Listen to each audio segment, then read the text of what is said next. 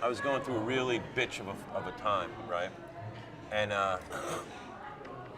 my father, I mentioned this guy in the story earlier, but my father would always see this guy named Mike Nemchek, who was a local, like a townie in our town in Hastings, and he would always be shuffling along in the village, you know, like in a daze. And my father would always say, "You see that Mike Nemchek? Wasn't always like that. Let a woman get to him. Never let a woman get to you. You see what happened to him, you know?" And years and years later, when I'm back in New York and I'm going through whatever bullshit relationship hasn't worked out, and it's like tragic and, you know, making me want to blow my head off, I come to Hastings, and my mother, you know, I can spend about 15 minutes around her and then I got to get out of the house. So she won't give me the car. So I walk down to the village, and as I'm walking through the village, here comes Mike Nemchek, who I saw every Sunday with my family when we went to church, and every Sunday my father said, "See that Mike Nemchek? He let a woman get to him." Well, now I got women getting to me for like years, you know? So here's the guy, like I figure, you know, this is the guy I should talk to. This guy had a nervous breakdown over a chick, and I've been really close. So Mike Nemchek, as I'm approaching him, he sits down on a bench right in front of the library.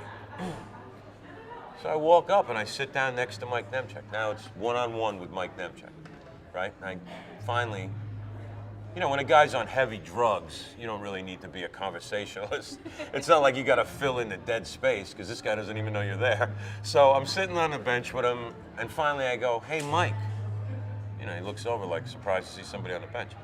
And I say, "Mike, how you doing? I'm John Lavachielli. You know, I think you knew my father." He's like, "Oh, yeah. How you doing?"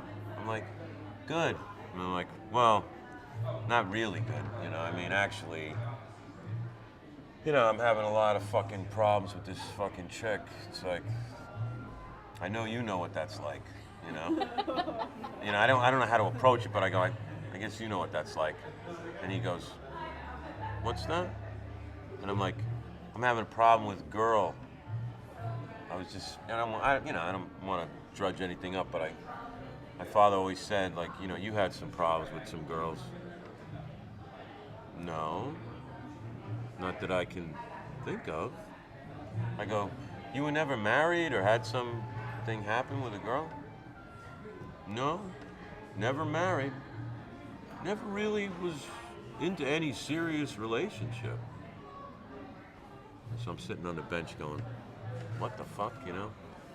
So I say to him, "But," you know, I don't know how to say it, but I go, "But, so then, what happened? I mean, like, and he goes, "Oh, my breakdown?" And I'm like, "Yeah." And he goes, "Oh. I was a cop down the Bronx." And I'm like, "Oh, yeah? I didn't know that." You know? "Yeah.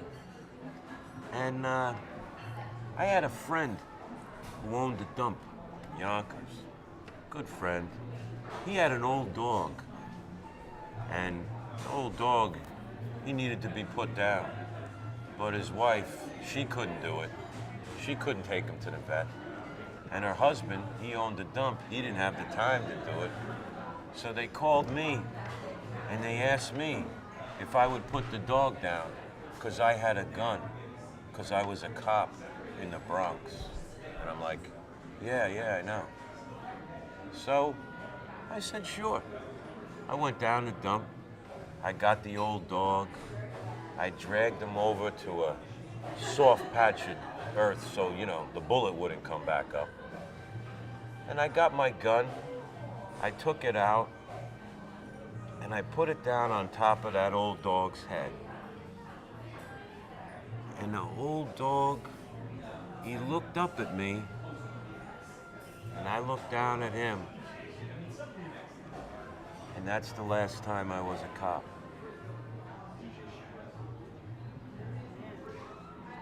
So my whole life, I'm thinking, Mike Nemchek, he got fucked up by some chick. But actually, he was called upon to put this dog out of its misery, and he had a moment with this dog, and that moment, that was it for him, snapped. You know, I've always been, I spent a lot of my life like wanting to have a nervous breakdown. I thought it was kind of a bitch that I never could get there. Like, you know, a nervous breakdown, at least there's a release of some kind, you know?